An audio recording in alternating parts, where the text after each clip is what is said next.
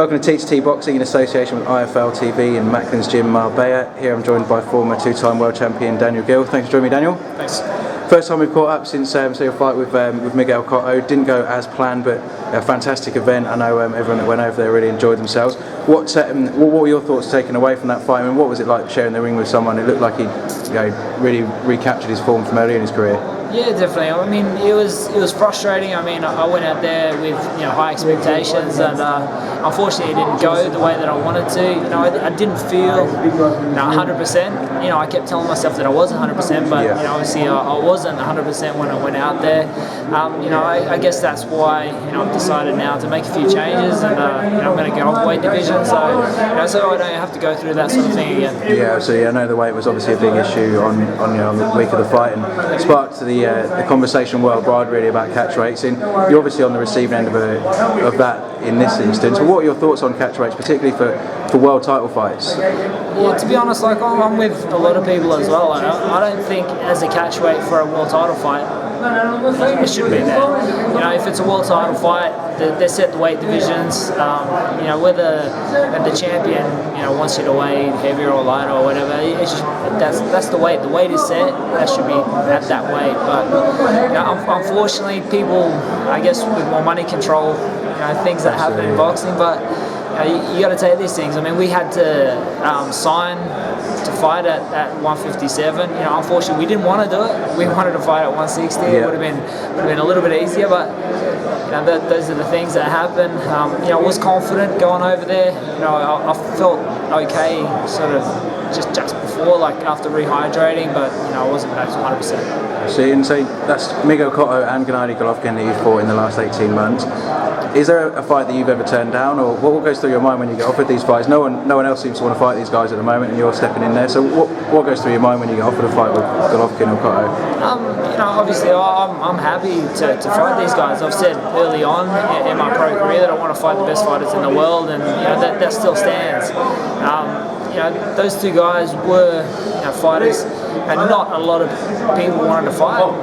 But I went over there confident with both. Unfortunately, it didn't turn out the way that I wanted. There's a lot of couldas and shouldas and all of that sort of thing. But to be honest, you learn from every experience, and I think I'm a better fighter from them. Absolutely. And moving up to super middleweight now. A very, very talent-rich division here in Australia, over in the UK where you've obviously got a good following as well. Have you got your eye on anyone in particular at the moment? I know you mentioned recently that you maybe want a domestic fight first.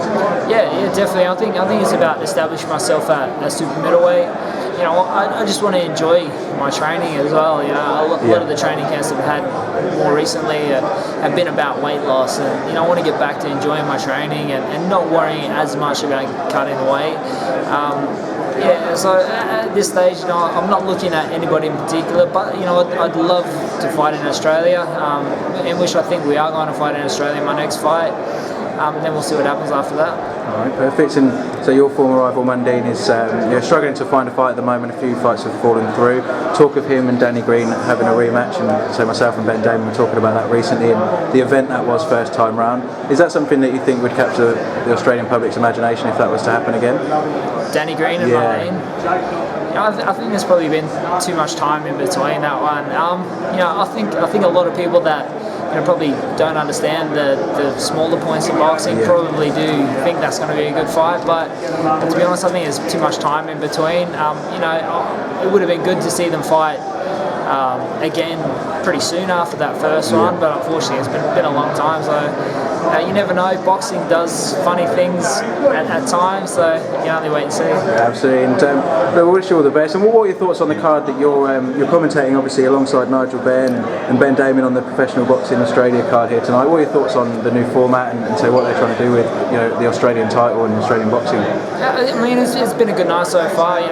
Each fighter has been very willing, and it's shown plenty of entertainment for the crowd. So I mean that's what it's about. So I'm looking forward to these next two fights. It's going to be a good finish of the night. Perfect. And is there anyone so far that's impressed you in any of the earlier fights in the evening? Jake in the last fight, Jake Carr, did show definitely a lot of glimpses of impressing me. So I think he's still got a bit of improvement to go, but he's definitely working his way to where he needs to be. Yeah, definitely. If he carries on the way he is, maybe a couple of years' time we can see Jake Carr and Daniel Geale at super middleweight. Yeah, you never know. So look, thanks a lot for your time, Daniel. I know you've got to get back, but appreciate your time and say wish you all the best in the future. Excellent. Cheers, Thanks a mate. lot.